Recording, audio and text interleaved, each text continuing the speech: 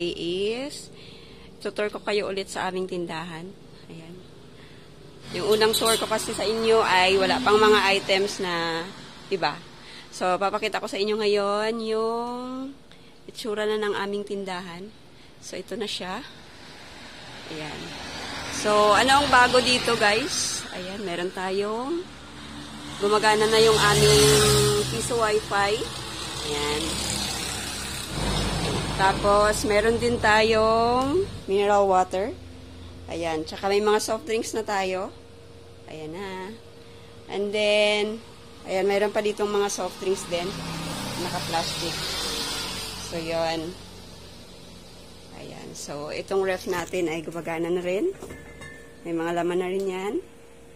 Yun. Punong-puno ng soft drinks yan. Tapos, yun. May ice cream na tayo. Ayan. Ang aking ice cream dito ay napakalakas. So, wala na namang laman ito. So, bukas pa ang delivery ko. Kaya maghihintay na naman tayo ng bukas. Napakabenta ng ice cream ko.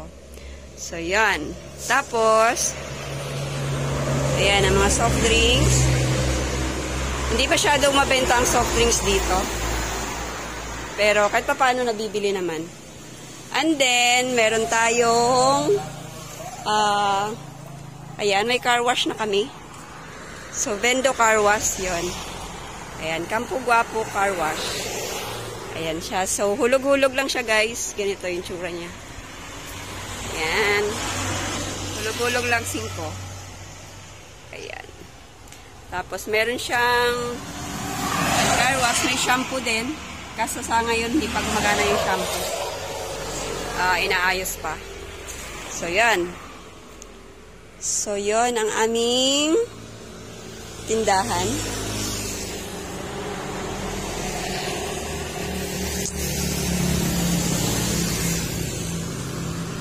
So, ito yung area namin, guys.